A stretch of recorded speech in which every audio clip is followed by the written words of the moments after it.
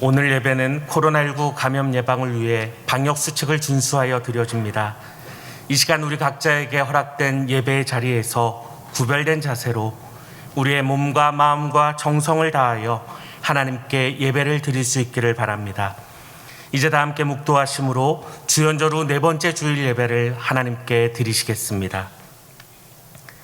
볼지어다 내가 문 밖에 서서 두드리노니 누구든지 내 음성을 듣고 문을 열면 내가 그에게로 들어가 그와 더불어 먹고 그는 나와 더불어 먹으리라.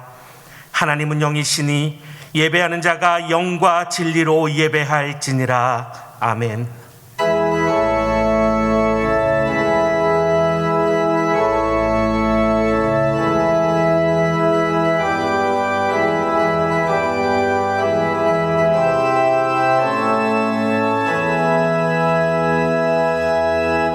존귀하신 하나님, 우리에게 복을 주시려고 주일을 거룩하게 구별하여 주시고 세상의 온갖 걱정과 근심과 무거운 짐을 내려놓고 주의 전에 올라와 또한 우리들의 삶의 자리에서 주님 앞에 예배하게 하시니 감사를 드립니다.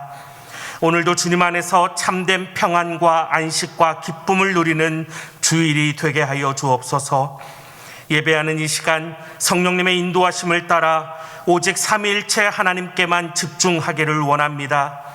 영과 진리로 드리는 우리의 예배를 기쁘게 받아주시기를 원하오며 이 예배의 주관자 되시는 우리 구주 예수님의 이름으로 기원하옵나이다.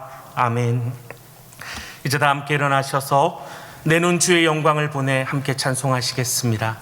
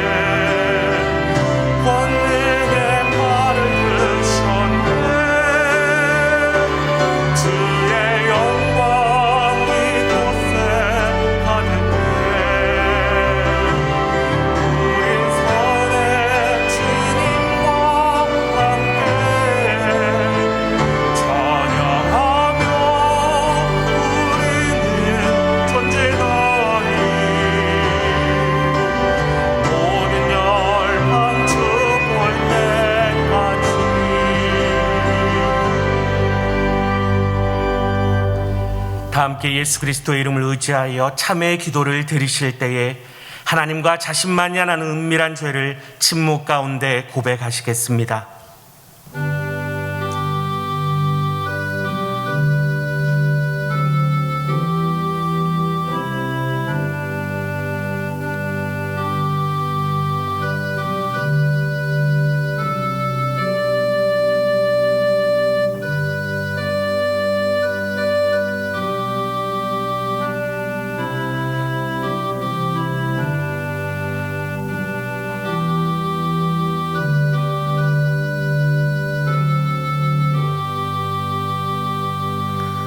여기 하나님께서 우리에게 주시는 용서의 말씀이 있습니다.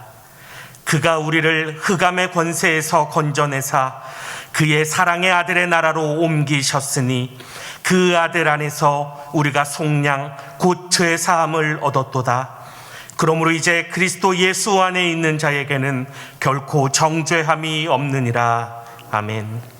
이 시간 다 함께 사도신경으로 우리의 신앙을 고백하시겠습니다. 나는 전능하신 아버지 하나님 전지의 창조주를 믿습니다. 나는 그의 유일하신 아들 우리 주 예수 그리스도를 믿습니다. 그는 성령으로 잉태되어 동정녀 마리아에게서 나시고 본디오 빌라도에게 고난을 받아 십자가에 못 박혀 죽으시고 장사된 지 사흘 만에 죽은 자 가운데서 다시 살아나셨으며 하늘에 오르시어 전능하신 아버지 하나님 우편에 앉아 계시다가 거기로부터 살아있는 자와 죽은 자를 심판하러 오십니다.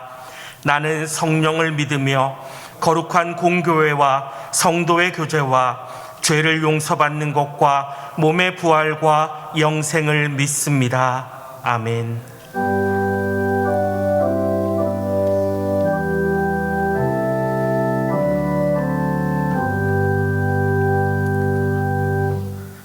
착석하시겠습니다. 다 함께 찬송가 217장을 부르시겠습니다. 찬송 후에 정우진 장로님 기도 인도하심으로 함께 기도하시겠습니다.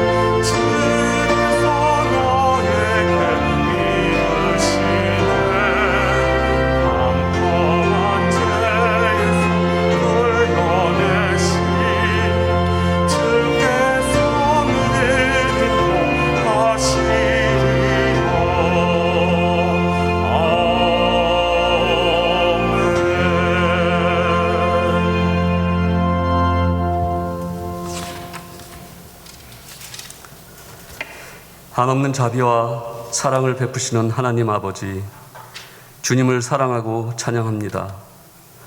복된 주일 주님의 몸된 성전으로 저희를 불러주시니 감사와 기쁨이 넘치나이다. 벅찬 감격과 감사로 주님께 경배드리오니 영광받아 주시옵고, 모든 지각에 뛰어난 평강의 하나님께서 저희들의 마음과 생각을 지켜 주시옵소서. 우리의 소망 되시는 하나님 아버지, 온 나라가 코로나19로 여전히 두려움 가운데 있습니다. 줄어들던 코로나가 재확산 조짐을 보이고 실업자와 소상공인의 폐업이 늘어나고 청년들은 취업조차 하지 못하고 어린 학생들은 학교에 등교하지 못하며 코로나 블루라는 마음의 병도 생겨나고 있습니다. 또한 교회가 세상으로부터 손가락질 받는 일이 계속 일어나고 있어 너무나도 안타깝고 참담합니다. 하나님 아버지, 저희들을 불쌍히 여겨 주시옵소서. 저희의 잘못된 믿음을 고쳐 주시옵소서. 예수님의 십자가의 보혈을 의지하고 천국을 바라보며 코로나의 어두운 터널을 지나 빛 가운데로 나아가게 하여 주시옵소서. 환난과 고난 가운데 있는 이웃과 세상을 품게 하시고 예수님의 뜻을 따라 빛과 소금의 역할을 감당하게 하옵소서. 이로써 세상 사람들이 하나님이 살아계심을 알게 하시고 영세교회와 지역사회와 이 땅 가운데 하나님의 나라가 선포되고 세워지게 하옵소서. 코로나로 인해 함께 들을 수 없었던 날들을 시편 말씀을 묵상하게 하심으로 저희의 믿음을 돌아보게 하시고 하나님을 깊이 만나고 하나님의 뜻을 깨닫는 은혜의 시간 되게 하심을 감사합니다. 초대교회가 기도와 말씀에 힘쓸 때 성령의 역사가 나타났던 것처럼 영세교회에도 초대교회의 놀라운 역사 이루게 하옵소서. 영적 소그룹 모임 오이코스가 온라인으로 새롭게 준비되게 하심을 감사합니다. 그동안 나누지 못했던 성도 간의 영적 교제를 마음껏 나누게 하시며 하나님께서 기뻐하는 믿음의 성도로 함께 지어져 가게 하옵소서. 역사를 주관하시는 하나님 아버지, 하나님의 백성인 저희들이 먼저 회개합니다. 용서하여 주시옵소서. 대한민국의 지도자와 위종자들이 하나님을 경외하는 마음을 갖게 하옵시고 2021년에는 갈등과 다툼이 없게 하시며 모든 국민이 한마음으로 화합하게 하여 주시옵소서.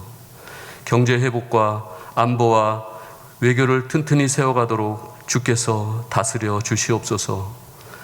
오랫동안 병상에서 눈물로 부르짖는 주의 자녀들의 기도를 들어주시옵소서. 낙심과 절망 가운데 힘이 없어 부를 수 없을지라도 주님이 듣고 계심을 믿습니다.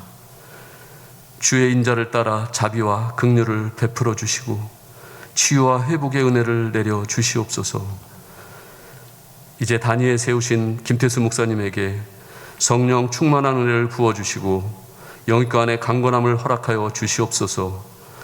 선포하는 말씀마다 주의 능력으로 참된 평안과 기쁨이 넘치는 시간 되게 하여 주시옵소서. 함께 사역하는 모든 교육자들과 그 가정과 사모와 자녀들 위해 평강의 은혜를 더하여 주시옵소서. 정성으로 준비한 베들레헴 찬양대의 찬양을 기뻐 받아주시고 날마다 감사와 기쁨이 넘치게 하옵소서. 예배를 위해 보이지 않는 곳에서 이름도 없이 빛도 없이 섬기는 성도들을 기억하여 주시고 주 안에서 복된 삶을 살아가게 하옵소서. 이 모든 간구를 우리 주 예수 그리스도의 이름으로 기도드리오며 주님께서 가르쳐 주신 기도로 다 함께 기도하오니 하늘에 계신 우리 아버지, 아버지의 이름을 거룩하게 하시며 아버지의 나라가 오게 하시며 아버지의 뜻이 하늘에서와 같이 땅에서도 이루어지게 하소서. 오늘 우리에게 일용할 양식을 주시고 우리가 우리에게 잘못한 사람을 용서하여 준 것 같이 우리 죄를 용서하여 주시고 우리를 시험에 빠지지 않게 하시고 악에서 구하소서. 나라와 권능과 영광이 영원히 아버지의 것입니다. 아멘.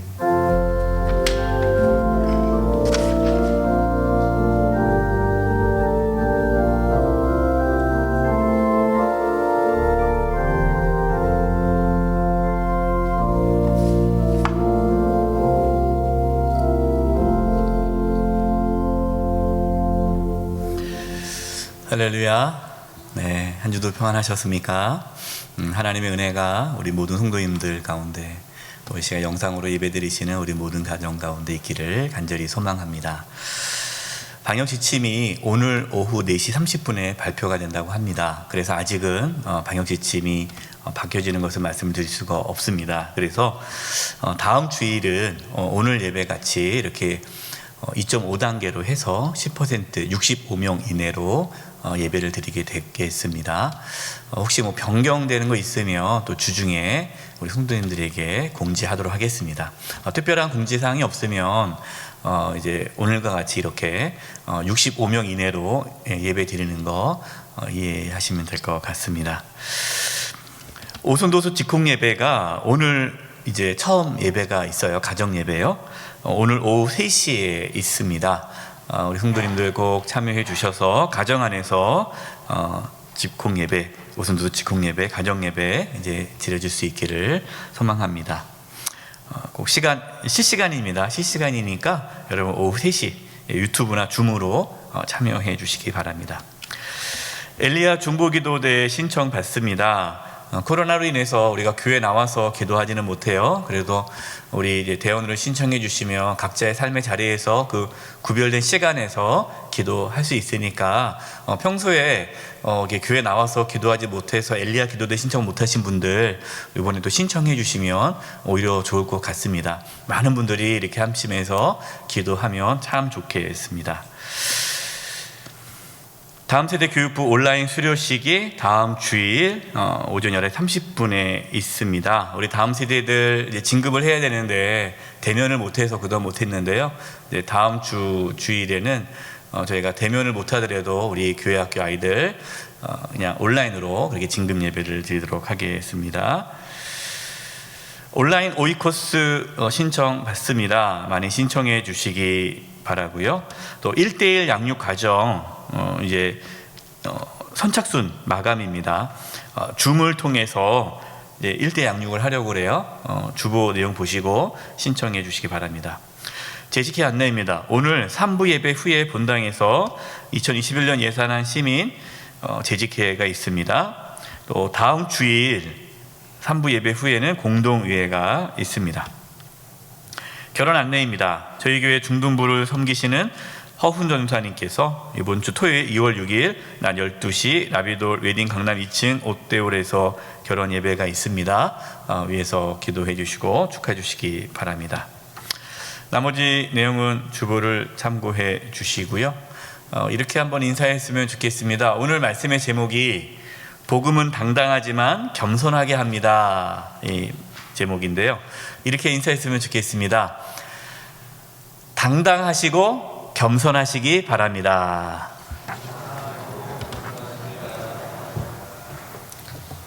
이번 주간을 위해 우리에게 주시는 하나님의 말씀은 갈라디아서 2장 1절에서 10절의 말씀입니다.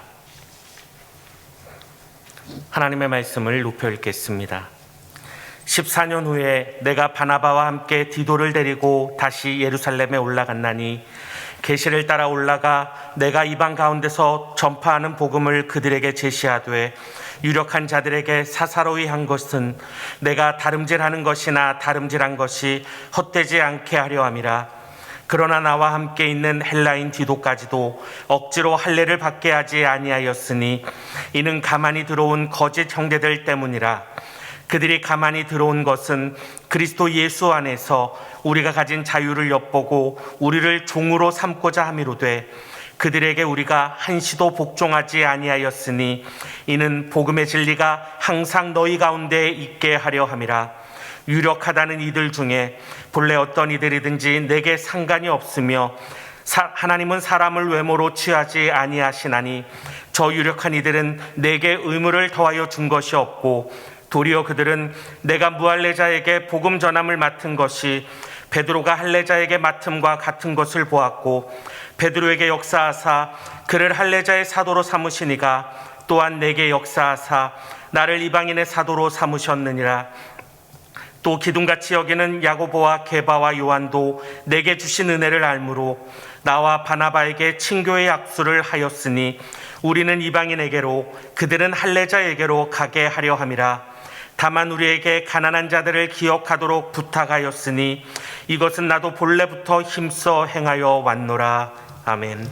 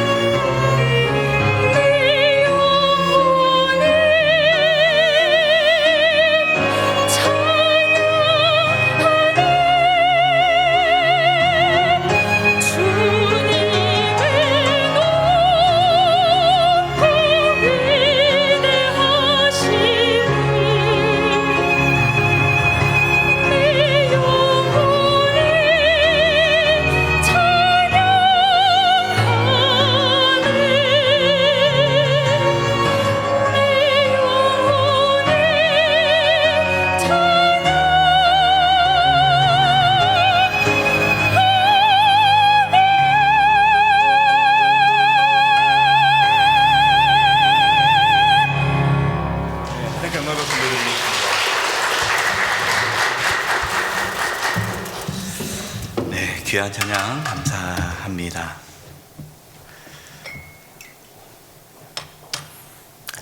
지난 주중에 비인가시설인 기독교 국제학교에서 코로나19 집단 감염이 또 이루어졌습니다. 그로 인하여서 또 한국 교회가 또다시 많은 비난을 받고 있습니다. 그 학교 책임자라고 하는 그 선교사가 어떤 집회에서 강의하는 내용을 제가 영상을 보게 되었는데요. 참 너무나도 속상하고 부끄러웠습니다. 코로나19로 인하여서 그동안 한국 기독교 안에 있던 잘못된 신앙의 모습들이 속속히 드러나고 있는 것 같습니다. 정말 지도자가 중요합니다. 잘못된 지도자로 인하여서 수많은 사람들이 큰 고통을 겪습니다. 최근 오케 데이터 연구소에서 어떠한 자료를 발표했는데요.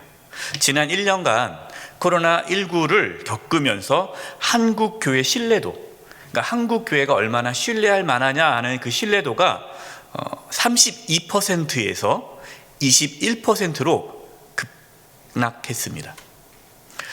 특히 비기독교인, 그러니까 비기독교인에게 조사를 했는데 한국 교회 신뢰도, 비기독교인들에게 있어서 한국 교회 신뢰도는 9%였습니다. 10%가 안 되는 거예요. 특히 젊은 세대들은 한국 교회에 대한 거부감이 극에 달하고 있습니다. 그러니까 비기독교인들은 한국 교회를 거의 신뢰하지 않고 있다는 거죠. 여러분, 이러한 상황에서 우리가 전도를 한다고 전도가 되겠습니까? 참 어렵죠. 1월 21일 질병관리청에서 지난 1년간 코로나19 확진자의 그 감염원에 대해서 조사를 해서 발표를 했는데요. 교회발 확진자 비율, 그러니까 교회에서 확진자가 나와서 감염된 이 교회발 확진자 감염자 수는요, 11%였습니다. 11%. 그런데 국민들이 생각하기에 교회 내에, 교회로 인해서 이 확진자, 이 감염이 얼마큼 일어났을 것 같겠습니까? 라고 조사해 봤더니 교회에서 약 44%가 확진자가 나왔다라고 생각하는 거예요. 그러니까 실제로는 11%인데 국민들이 생각하기에는 44%가 교회 때문에 생겼다라고 생각하는 거예요. 그러니까 4배나 그렇게 생각하는 거죠. 왜 이렇게 많은 차이가 날까요? 실제는 11%인데 왜 국민들은 44%라고 생각할까요? 가장 큰 이유는 언론 때문입니다. 언론이 부정적으로, 교회에 대해서 부정적으로 방송을 하기 때문에 국민들은 다 모든 것이 다 코로나의 원인이, 주동자가 마치 교회인 것처럼 그렇게 생각을 하는 거죠. 참 억울한 부분입니다. 속상하기도 합니다. 그러나 그동안 한국 교회가 사회의 긍정적인 부분을 보여주지 못했기 때문에 그러한 거부감이 생겼다라고 볼 수 있습니다. 그래서 이것이 방송이냐 뭐냐 다 떠나서 1차적으로 한국 교회의 책임이 있는 것이죠. 특히 교회 지도자들이 바른 신앙을 갖지 못하고 잘못된 신앙을 가르쳤기 때문에 이러한 사회적인 비난을 받게 된 것입니다. 우리는 거짓된 복음이 아닌 참된 복음 안에서 바른 신앙을 가져야 합니다. 교회가 복음으로 바르게 세워지지 않으면 여러분, 교회는 더 이상 희망이 없습니다. 오늘 말씀에서 바울은 당당하지만 겸손한 모습으로 복음의 삶을 살아가는 것을 우리에게 보여줍니다. 지금 이렇게 많은 어려움과 힘든 이 시기에 예수 믿는 저와 여러분, 복음으로 당당하면서도 겸손하게 살아가는 그 복음의 삶이 우리 가운데 있기를 바랍니다. 1절입니다. 14년 후에 내가 바나바와 함께 디도를 데리고 다시 예루살렘에 올라갔더니, 바울이 다메섹으로 가는 중에 예수님을 만나죠. 그래서 회심을 합니다. 그러고 나서 바울은 예루살렘으로 올라가서 사도들을 만나지 않고 아라비아 광야로 가서 약 3년간 하나님과 독대하는 시간을 가졌다라고 지난번에 말씀을 드렸습니다. 3년 후에 이제 바울이 예루살렘에 올라가서 베드로를 약 보름 정도 만나고 또 내려오죠. 그러고 나서 약 11년 동안 또 한 번도 예루살렘으로 올라간 적이 없습니다.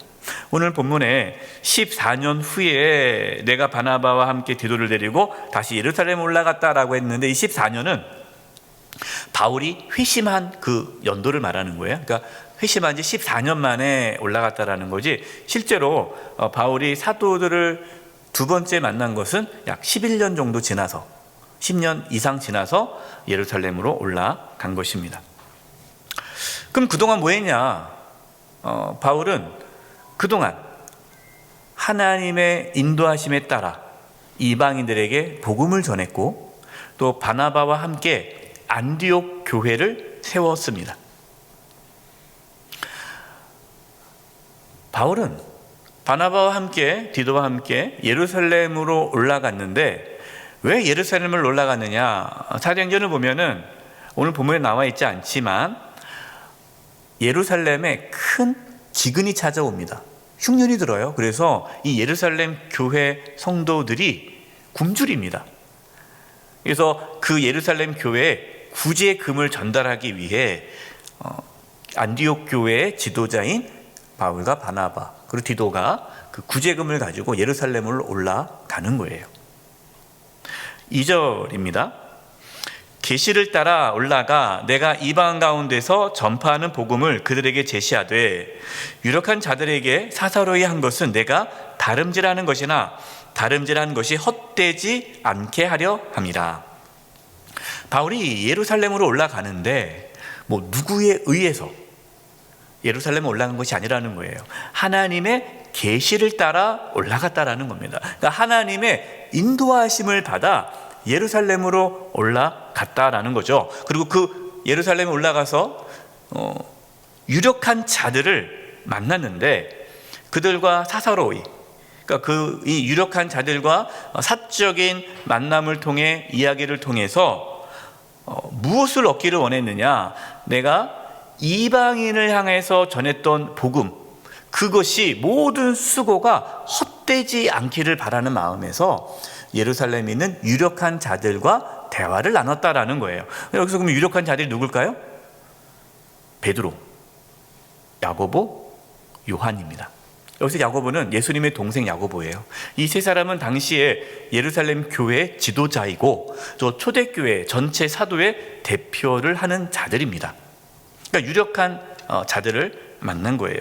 그런데 여러분, 여기서 바울이 그 유력한 사도들 앞에서 이방 가운데서 전하는 복음을 그들에게 제시했다라는 표현을 씁니다. 여러분, 여기서 제시하다라는 단어는요, 어떠한 숙제 검사를 받기 위해 내가 잘했습니까 못했습니까 한번 확인해 주세요라고 내놓은 것이 아니라, 바울은 하나님의 계시로 전한 복음을 당당하게 지금 나누고 있는 거예요. 당당하게 하나님께서 주신 그 계시의 말씀을 나눈다라는 표현입니다. 지금 바울의 모습을 보면요, 바울은 그 유력한 자들, 그 정말로 그 당시에 유명한 사도들 아닙니까? 그들 앞에 전혀 주눅들지 않습니다. 사실 바울은, 이 당시만 해도 바울은 이름도 없는 사람이에요. 이 초대교회 이 교계에서는 유명하지 않은 사람이에요. 그러나 바울은 전혀 주눅들지 않고 그 사도들을 만나서 이야기를 나눕니다.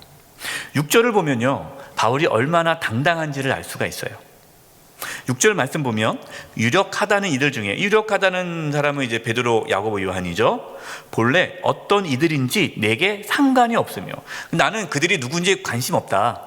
이 사람이 누군지 나는 상관이 없다. 나와 상관없는 자들이다라는 거예요. 왜냐? 하나님은 사람을 외모로 취하지 아니하시나니. 그러니까 하나님 보시기에 다 똑같다라는 거죠. 저 유력한 이들은 내게 의무를 더하여 준 것이 없고. 바울은 이 유력한 자들, 지금 이 초대교회의 대표 수장인 이들 앞에서 눈치를 보지 않습니다. 바울은 다른 사람의 눈치를 보면서 사역을 하지 않았습니다. 바울은 오직 하나님만을 바라보았습니다. 하나님의 계시를 따라 사역을 했습니다. 이것이 바울의 당당함의 이유예요. 잘 보이려고, 사도들에게 잘 보여서 내가 지금 이 교회 내에 어떠한 주류 세력으로 들어가겠다라는 마음이 없는 거예요. 만약에 바울이 그런 야망이 있던 사람이라면, 정치적인 생각을 가졌더라면 바울은 어떻게 해야 됩니까? 회심하고 나서 아라비아 광야로 가지 말고 예루살렘을 올라가서 사도들을 만나야죠. 사도들을 만나면서 좋은 관계를 맺고 사도들을 등에 업어서 어떠한 자신의 세력을 키워야 되지 않겠습니까? 자신의 어떠한 입지를 굳건하게 해야죠. 그러나 바울은 그렇지 않아요. 자신을 드러내려고도 하지 않았고요. 초대교회에 어떠한 주축 세력이 되려고도 하지 않았습니다. 바울은 인맥을 쌓지 않았습니다. 오직 하나님의 인도하심을 받아 복음을 전했어요. 회심하고 거의 14년 동안 바울은 묵묵히 조용히 드러나지 않게 사역을 했습니다. 사도행전 14장 14절 15절 보면요, 바울이 어떻게 사역을 했는지를 알 수가 있어요. 두 사도 바나바와 바울이 듣고 옷을 찢고 무리 가운데 뛰어들어가서 소리질러 이르되, 여러분이여 어찌하여 이러한 일을 하느냐? 우리도 여러분과 같은 성령을 가진 사람이라. 여러분에게 복음을 전한 것은 이러한 헛된 일을 버리고 천지와 바다와 그 가운데 만물을 지으시고 살아계신 하나님께로 돌아오게 함이라.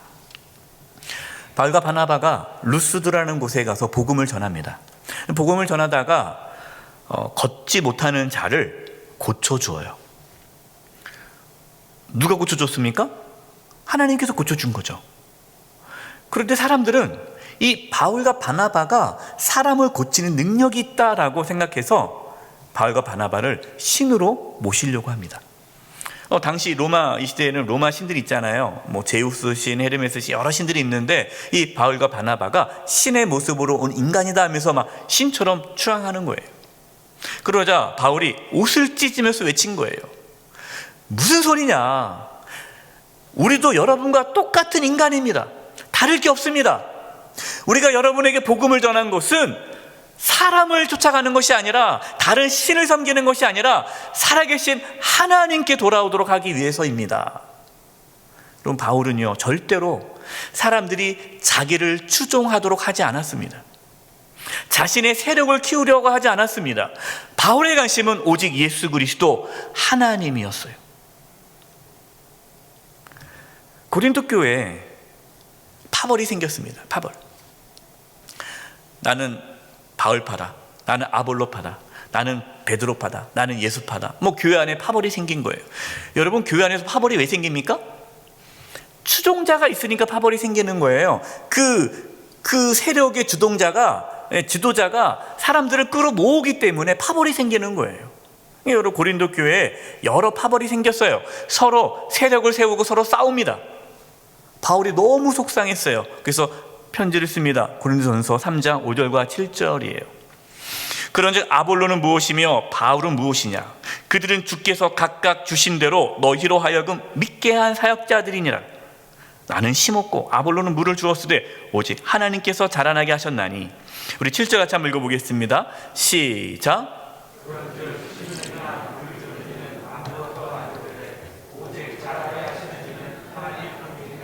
아멘. 여러분 믿으십니까? 네. 바울이 그러는 거예요. 내가 누구냐? 나는 아무것도 아니다. 이렇게 말할 수 있잖아요. 바울이 이 고린도 교회를 개척했는데, 야, 내가 개척한 자 아니냐? 나를 따라야지.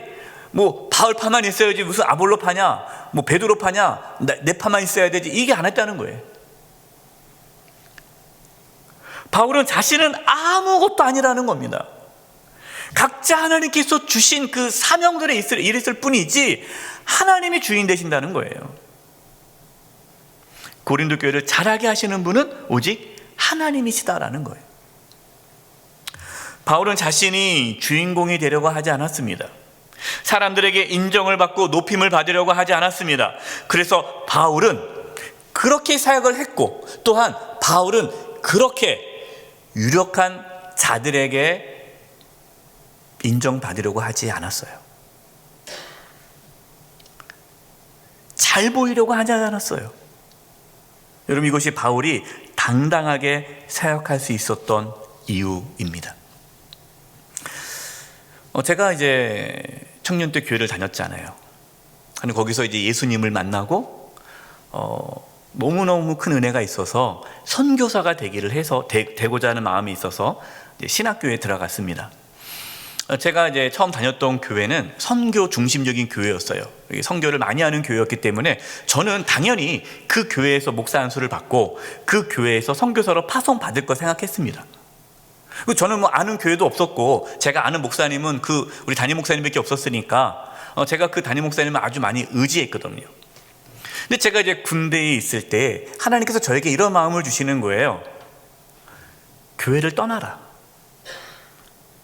왜 교회를 떠나라고 하실까? 제가 하나님보다 그 교회를 너무 의지하는 거예요. 목사님을 내가 너무 의지하는 거예요. 그래서 교회를 떠나라. 네가 떠나야 내가 너를 인도할 수 있겠다. 기도했습니다. 하나님, 이게 떠나는 것이 하나님 뜻인가 고민하고 있는데 연락이 왔어요. 군대에 있을 때 제가 그렇게 존경하고 내가 추종했던, 그 당시 땐 제가 추종했어요. 그 목사님을 추종했던 목사님이 선교사로 가시겠다라는 거예요. 담임 목사님이. 그 새로 오신 목사님 오신다는 거예요. 하나님께서 저를 떠나도록 하기 위해 제가 막 쫓아다녔던 목사님을 선교사로 보내버린 거예요. 제대하고 나서 말씀을 드렸습니다. 저는 교회를 떠나겠습니다. 목사님이 못 떠나게 하시더라고요. 그래서 기도하는 가운데 하나님께서 역사하셔서 제가 이제 그 교회를 떠나게 되었습니다. 너 어디로 갈지는 몰라요. 저한테 물어보는 거예요. 태수 형제, 이제 어디로 갈 겁니까? 어느 교회로 갈 겁니까? 저는 그때 학부 4학년이었어요. 그래서 장로회 신학대학교 신학대학원을 준비하고 있었습니다. 장신대 신대원을 준비하고 있습니다. 그랬더니 목사님 깜짝 놀라면서 거기 가면 안 된다는 거예요. 그래서 왜 그러냐 그랬더니 이 장신대는 우리나라에서 가장 큰 교단 중에 하나이기 때문에 태수 형제가 거기에 가면 이미 박힌 돌이 있어서 굴러온 돌이 박힌 돌을 뺄 수 없으니까 그런 큰 교단 가지 말고 작은 교단 가라는 거예요. 작은 교단. 그러니까 작은 교단 가면은 태수 형제가 가서 열심히만 하면 거기서 인정받고 거기서 뭔가 영향력을 끼칠 수 있으니까 큰 교단 가지 말고 작은 교단을 가라는 거예요. 그때 제가 섬겼던 교회가 작은 교단에 속해 있던 교회거든요. 저는 그렇게 생각했습니다. 저는 뭐 박힌 돌을 빼낼 마음도 없었고, 제가 교단에서 뭐 영향력 있는 사람이 될 마음이 이만큼도 없었기 때문에 그냥 하나님의 인도하심에 따라 장신대에 들어가게 되었어요. 제가 장신대에 들어가서 목회하면서 지금까지 뭐 교단에 영향력 있는 사람을 만나지도 않았습니다. 줄을 서지도 않았습니다. 누구한테 부탁하지도 않았어요. 그냥 하나님의 인도하심에 따라 주어진 일에 최선을 다할 뿐이었어요. 또 오해하지 마세요. 뭐 제가 이 자리까지 오기까지 뭐 제가 잘나서 혼자 힘으로 왔다는 건 아닙니다. 하나님께서 정말 귀한 분들을 많이 보내주셨고 만나게 해주셨죠. 많은 분들의 도움을 받아서 여기까지 왔어요. 지금도 저는 목회하는데 많은 분들의 도움을 받습니다. 우리 장로님, 권사님, 집사님들, 또 우리 교육자님들. 어느 장로님이 저한테 그러더라고요. 목사님 참 복이 많으세요. 그래서 왜요? 했더니 이렇게 훌륭한 교육자들이 옆에 있는 건 복 아닙니까? 그러시더라고요. 네. 복이죠. 은혜죠. 여러분, 제가 뭐 잘나서 목회를 하는 건 아니에요. 하나님께서 정말 좋은 분들을 저를 많이 이렇게 만나게 해 주십니다. 그러나 분명한 것은 제가 어떠한 사람도 그 누구도 의지하지 않는다라는 거예요. 저에게는 소중한 분들이고 귀한 분들이지만 제가 의지할 분은 하나님 한 분이에요. 저는 그래서 목회하면서 누구의 눈치를 보면서 목회를 하지 않습니다. 바울이 그렇다라는 거예요. 여러분, 바울도요, 주변에 좋은 분들을 하나님께서 붙여주셨어요. 바나바와 같은 정말 좋은 사람을 붙여줬기 때문에 바울이 그만큼 많은 사역을 할 수 있었던 거예요. 참 좋은 분들입니다. 귀한 분들입니다. 그러나 바울은 사람의 눈치를 보면서 유력한 사람에게 잘 보이려고 사역을 하지 않았다라는 거죠. 여러분, 이것이 바울의 당당한 모습입니다. 저와 여러분도 끝까지 당당할 수 있기를 바랍니다. 여러분, 복음은 하나님의 계시로 주어진 거기 때문에 당당합니다. 사람을 의지하지 않습니다. 하나님의 은혜로 내가 구원받았기 때문에 하나님을 바라보는 거예요. 사람을 의지하지 않는 거예요. 사람을 두려워하지 마시고 하나님을 두려워하십시오. 힘 있는 사람을 따르지 마시고 하나님을 따르십시오. 한국교회 가장 큰 문제점 중에 하나는요, 교회 지도자들이 성도들이 하나님을 따르도록 하지 않고 자기를 따르도록 한다는 거예요. 최근 코로나 확산을 일으키는 그러한 단체들 보십시오. 공통점이 있어요. 여러분 가만히 보세요. 그 공통점이 뭡니까? 사람들로 하여금 자기를 추종하도록 만드는 거예요. 추종하도록. 그래서 문제가 생기는 거예요. 물론 여러분, 우리는요, 어떠한 목회자의 권위를 인정해 주셔야 됩니다. 또 목회자의 영적인 지도를 따라야 합니다. 그러나 목회자를 추종해서는 안 돼요. 그러실 분은 여기 한 분도 안 계시겠지만 여러분, 절대로 저를 추종해서는 안 됩니다. 오직 주님만 따라가셔야 돼요. 저희 교회에서 연초에 이렇게 재직 수련을 합니다. 전 직분자 및 재직 수련을 할 때에 이렇게 선서하는 시간이 있어요. 어떤 분이 저한테 그런 얘기를 해요. 목사님, 그 선서 안 하면 안 됩니까? 그래서 왜요? 그랬더니 목사님 앞에 충성을 맹세하는 게 보기 좋지 않습니다. 그렇다는 거예요. 그래서 그분은 오해를 하고 있었던 거예요. 직분자들이 담임 목사 앞에 충성을 맹세하는 것처럼 보였나 봐요. 그 선서가. 그래서 제가 그랬습니다. 오해입니다. 무슨 소리입니까? 선서할 때 저도 선서합니다. 여러분, 저도 선서해요. 우리가 누구 앞에 선서하는 겁니까? 하나님 앞에 하는 거죠. 내가 하나님께 나에게 주신 직분, 하나님 앞에 충성을 다하겠다고 고백하는 시간이에요.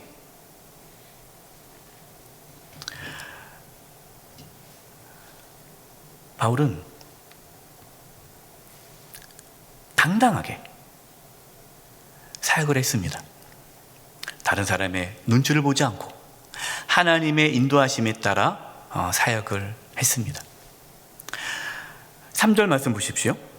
그러나 나와 함께 있는 헬라인 디도까지도 억지로 할례를 받게 하지 아니하였으니, 바울이 만났던 유력한 사도들, 그 사도들은요, 바울을 인정하고 존중해 주면서 바울이 함께 갔던 디도에게 할례를 받을 것을 요구하지 않았습니다. 디도는 헬라인이에요. 이방인이에요. 유대인이 아닙니다.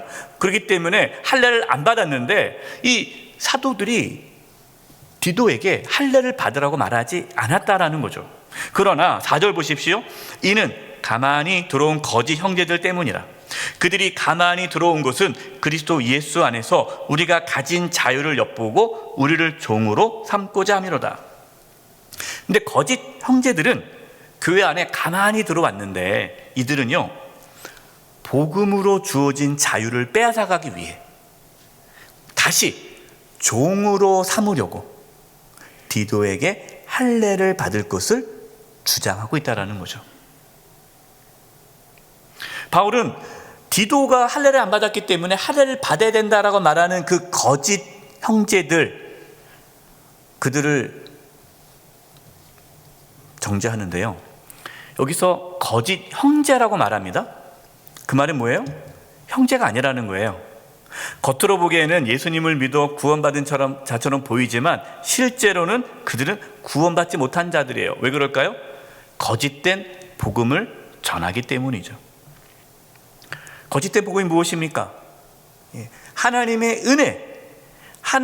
은혜, 그 십자가의 은혜를 젖혀두고 또 다른 거, 뭔가 내가 해야 한다는 거예요. 그러니까 할례를 받아야 구원을 받는 거지 예수 믿는 것만으로 불충분하다, 이것이 거짓 복음이죠.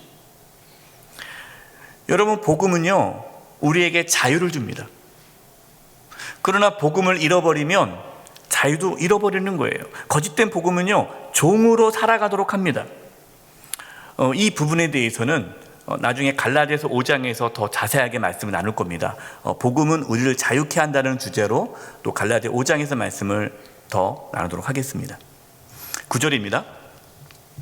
또 기둥같이 여기는 야고보와 게바와 요한도 내게 주신 은혜를 알므로 나와 바나바에게 친교의 악수를 하였으니 우리는 이방인에게로 그들은 할랄자에게로 가게 하려 함이라.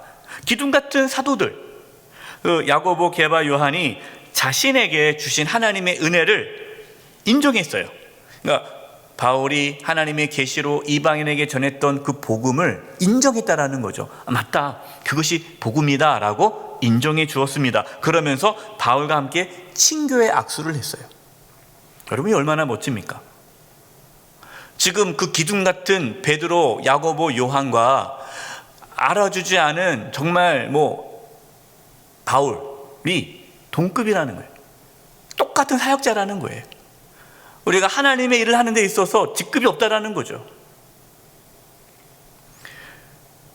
그러는데 바울은 나는 이방인에게로, 저 사도들은 할랄자에게로 가게 하려 함이라.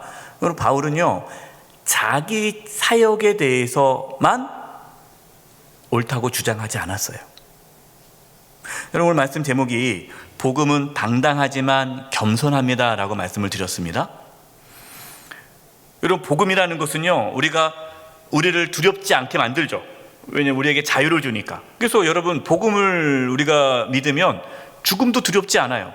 죽음도 두렵지 않기 때문에 그 누구도 두렵지 않은 거고, 그 누구도 우리를 얽매일 수가 없는 거예요. 자유함이 있습니다. 그래서 복음은 우리로 하여금 당당하게 만듭니다.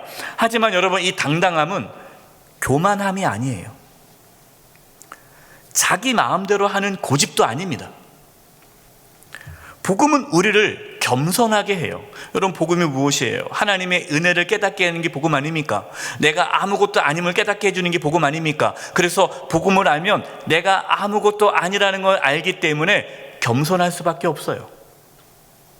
다른 사람을 존중하고 인정하게 됩니다. 바울 자신은 이방인에게 복음을 전하지만 자신의 사역만을 주장하지 않습니다. 베드로와 다른 사도들이 유대인에게 복음을 전하는 것을 인정했어요. 어떤 분들은요, 자신의 사역만 옳다고 주장하는 분들이 있어요. 다른 사람의 사역을 인정하지 않습니다. 자신의 방법만 옳다라고 주장하는 분들이 있어요. 여러분, 이것은 당당한 것이 아니라 교만한 것이에요. 이러한 사람들은 복음을 모르는 자입니다. 거짓 지도자예요. 여러분, 복음은 하나이지만 복음을 전하는 방식은 다양합니다. 10절입니다. 다만 우리에게 가난한 자들을 기억하도록 부탁하였으니 이것은 나도 본래부터 힘써 행하여 왔노라. 이 사도들은요, 바울에게 한 가지 부탁할 것이 있다. 그것이 뭐냐? 가난한 자들을 위해서 힘써달라라는 겁니다.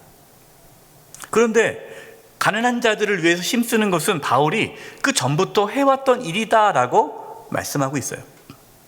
그럼 바울이 지금 예루살렘에 왜 올라왔습니까? 안디옥 교회에서 거둔 그 구제금을 가지고 예루살렘 교회를 돕기 위해 지금 방문한 거예요. 그러니까 바울은요, 이방인에게 복음을 전하는 걸 힘쓰면서도 가난한 자들을 돌보는데 힘썼습니다. 어떤 분들은 저한테 이렇게 얘기해요. 목사님, 교회가 복음 전하는 일만 하면 되지 왜 자꾸만 구제하려고 합니까? 교회는 영혼 살리는 일에만 신경 쓰면 되지 구제하고 사회적인 어떤 봉사, 이것은 일반 사회에서 하는 겁니다 라고 얘기하시는 분들이 있어요. 여러분, 그분은 잘못된 신앙이에요. 이분법적 신앙. 이분법적 신앙이 뭡니까? 교회 일은 거룩한 거고 밖에 직장 일은 세속적인 일이다. 그래서 구분하는, 이게 이분법적이에요. 이 이분법적 신앙 갖고 있으면요, 교회에서는 열심히 하는데 밖에 나가서는 죄 짓고 사는 사람. 여러분, 이분법적이에요.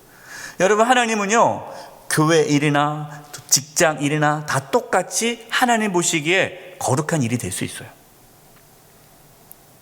이분법적 사고를 갖고 있으면 영혼 구원에만 중요하지 사회 구원에 대해서는 관심이 없어요. 이건 잘못된 거죠. 여러분, 예수님 보세요. 예수님께서 이 땅에 오셔서 복음만 전했습니까? 아니잖아요. 병든 자를 고쳐주셨어요. 배고픈 자에게 먹을 것을 주셨어요. 예수님은 가난한 자들에게 필요한 것들을 채워주셨습니다. 지금 한국교회가 해야 할 일이 뭘까요? 나가서 예수 믿으세요. 여러분, 전도한다고 전도가 될 것 같아요? 어렵습니다. 지금 한국교회가 힘써야 할 것은 사회적 책임이에요. 교회가 힘써야 할 것은 교회가 있는 지역을 섬기는 겁니다. 가난한 자들, 가난한 이웃들을, 그들을 섬기는 것이 지금 복음을 전하는 일이에요. 사랑하는 성도 여러분, 지금 교회가 세상으로부터 많은 손가락질을 받습니다. 주눅들지 마세요. 당당하십시오. 복음으로 당당하게 살아가십시오. 사람 눈치 보지 마십시오. 힘 있는 사람 줄 서지 마십시오. 오직 하나님만 따라가십시오. 당당하지만 또한 겸손하십시오. 누구를 만나도 존중하고 누구를 만나도 잘 섬기시기 바랍니다. 그러면서 우리가 있는 자리에서 사회적인 책임을 다할 때 어려운 이웃들, 고통 가운데 있는 이웃들을 우리가 그들을 섬기며 나아갈 때에 다시금 한국교회는 세상으로부터 칭찬받는 교회가 될 것입니다. 이 은혜가 있기를 간절히 축원드립니다. 기도하겠습니다. 하나님 아버지, 저희들이 복음으로 당당하게 살게 해주시고 또 복음으로 겸손하게 살게 해주시옵소서. 우리가 있는 곳에서 사회적인 책임을 다하게 도와주시고 특별히 연약한 이웃을 돌보며 살게 하여 주시옵소서. 예수님의 이름으로 기도드립니다. 아멘. 440장을 부르시겠습니다. 3절 찬양하시면서 하나님께 봉헌하시겠습니다.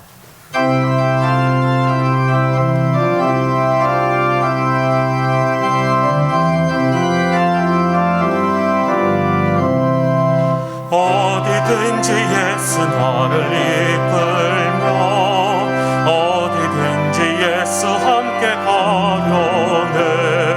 예수 함께 하니 가면 나갑고 예수님과 동행하면 고복네. 어디를 가든지 겁낼 것 없네. 어디든지 예수 함께 가려네. 세상 친구 모두 나를 떠나고 주와 동행하면 되는 없겠네. 가는 길이 위태하고 험했고 어디든지 예수 함께 가려네. 어디를 가든지 겁낼 것 없네. 어디든지 예수 함께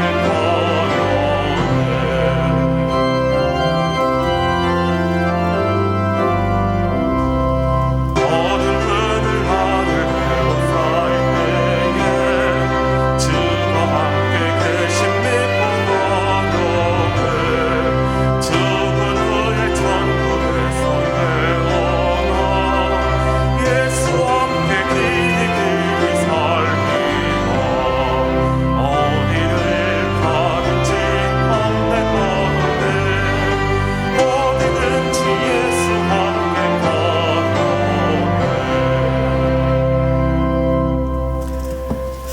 살아계신 하나님 아버지, 저희들에게 믿음을 부어주셔서 이렇게 주님께 나와 예배하며 귀한 예물을 드리게 하심을 감사드립니다. 저희가 드리는 예물을 기뻐 받아주시고 하나님의 영광을 위하여 사용하여 주시옵소서. 우리 성도님들을 축복하며 기도합니다. 몸이 연약한 분들이 있습니다. 주여의 시간 찾아가 주셔서 치료해 주시되 몸 안에 있는 모든 암세포들이 다 사라지게 도와주시고 연약한 몸의 기관들이 정상이 되도록 이 시간 깨끗하게 치료하여 주시옵소서.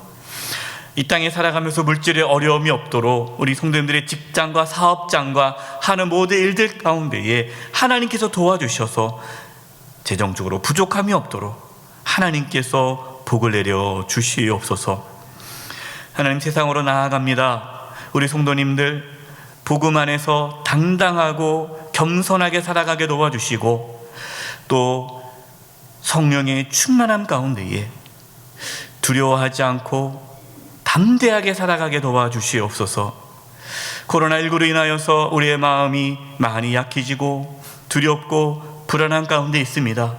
우리 성도님들의 마음을 붙잡아 주셔서 모든 염려와 근심이 사라지게 도와주시고 평안함과 기쁨과 감사가 넘치게 하여 주시옵소서.